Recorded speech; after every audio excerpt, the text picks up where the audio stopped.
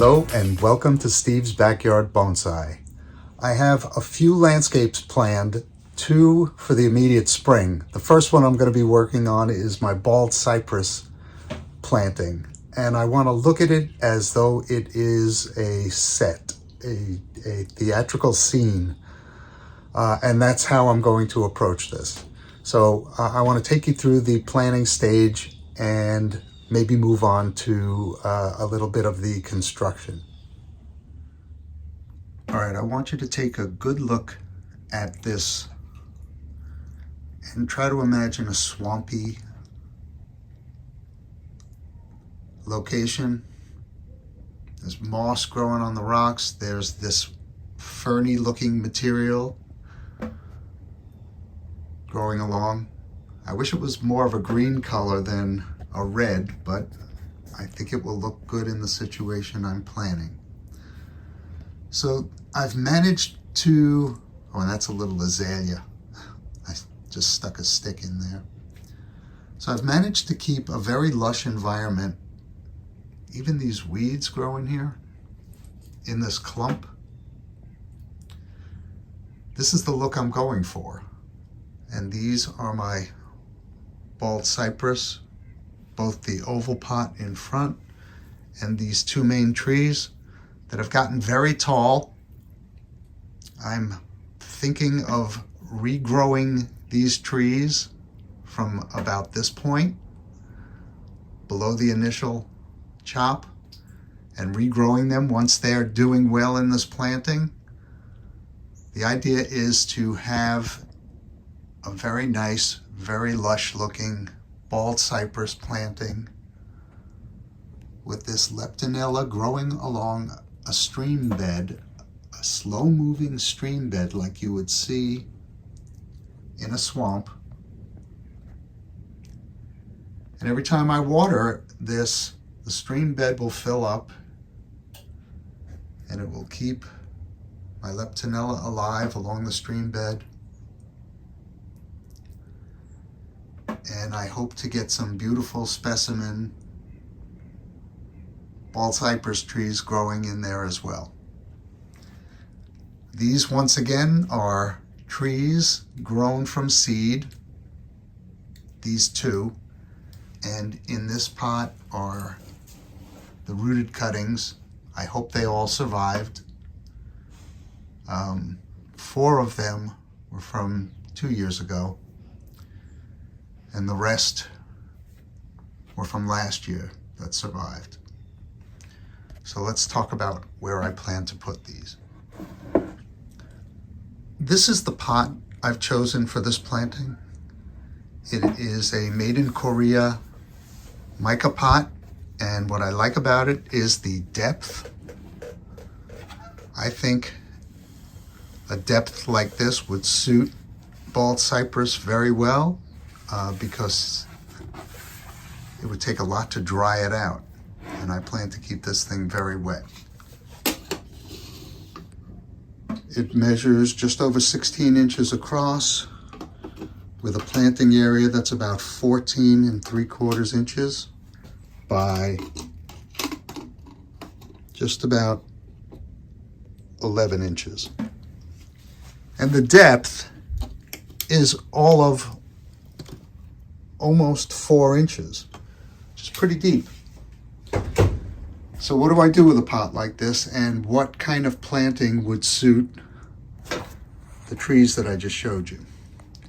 So I was thinking about lower down a stream bed, getting wider at the front, and then a berm off the stream bed. The stream bed would be located about 1 inch below the lip of the pot and be flat. So this is supposed to be a slow moving stream, and then it could slope up that inch, which is a gradual slope, to the edge of the pot all the way around. There'd be a berm on the stream bed, and then it would slope up to the edge of the pot. So how do I make a stream bed? Well, the first thing I did was I made a template of the pot, which this outer layer represents, and then the inner layer is the inside of the pot.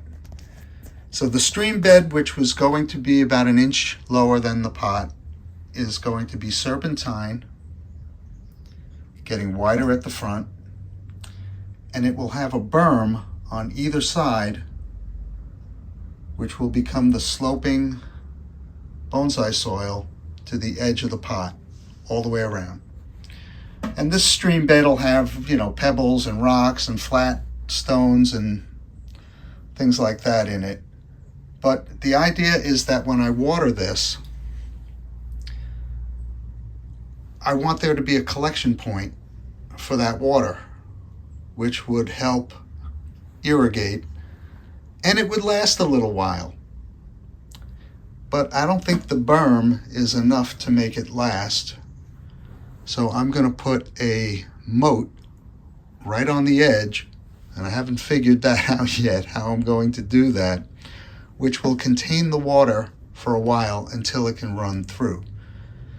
And if I have a moat, how is the water going to run through? I'm going to make it out of pieces and leave a space all the way around for this moat, which is not going to be too big. It'll certainly be under the berm, and I'll make the berm out of a muck, and it'll transition to bonsai soil up here, which will be the planting area. So I planned those two larger trees, one to go in this side and one to go in this side.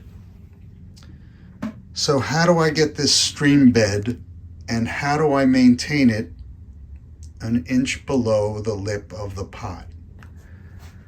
Well, I thought about using PVC pipe to create some stanchions, and they'll be at uniform length, and I'll have 6 or more of them. I don't know if I would need more than that. And then a platform of some sort. So I've decided that the platform could be a solid piece of roofing slate with some sort of lip on the slate to slow water drainage. If you're getting the idea, that's all I hope to do today. And I'm trying to figure it out myself. So I just happen to have some roofing slate. I made a tracing of the stream bed, and I transferred it to the roofing slate. And this is pretty thin stuff. It's solid stone. It is solid. And if I can place it in the pot where I want it and have it be an inch or so below the lip of the pot, I can fill underneath it with bonsai soil. The roots would have plenty of room to grow. This pot would retain moisture, and I can retain even more moisture if I can get this stream bed to hold on to the water for a while. And it'll look really cool too. So that's where I'm going with this. And I'm going to see about how exactly to cut this. I'm thinking of like a tile cutting wheel in a Dremel. And I'll just follow the line. I just want to go back to this template for a moment.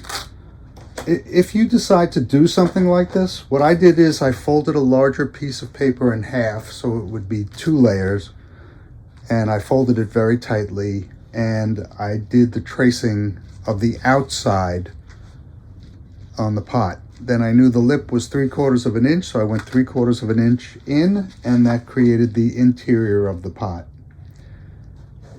Now, it is 2-sided, so if I were to have another idea I wanted to sketch out, I would sketch it out on this side.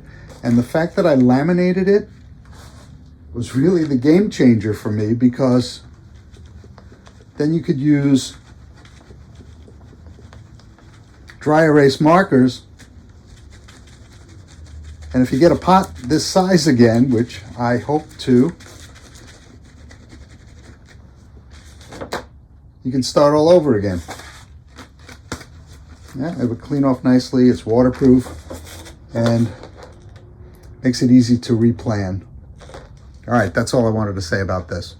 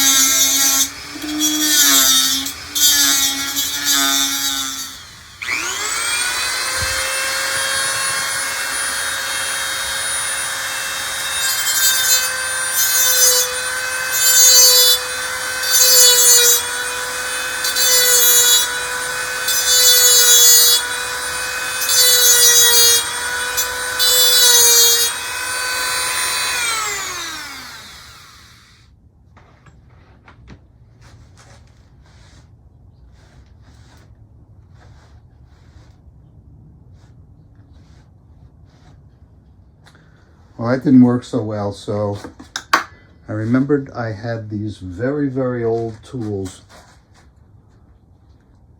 in the basement. These very, very old saw blades.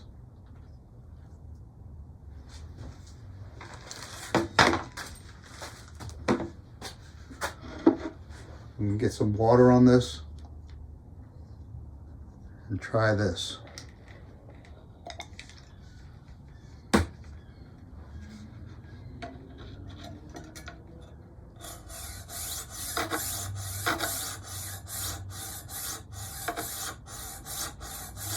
Seems to work.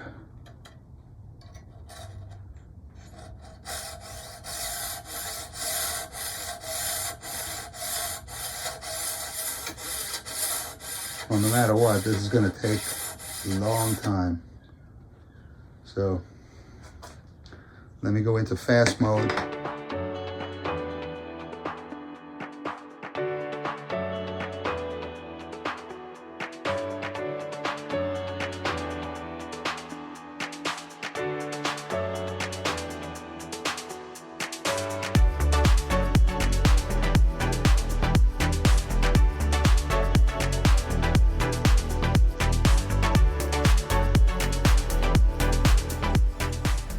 Well, that took forever, but I was able to get one slice done. So that's it for this video. I have this all to cut out, and when it's all cut out, if I can figure out how to do it, we'll come back for the installation. That'll be part 2.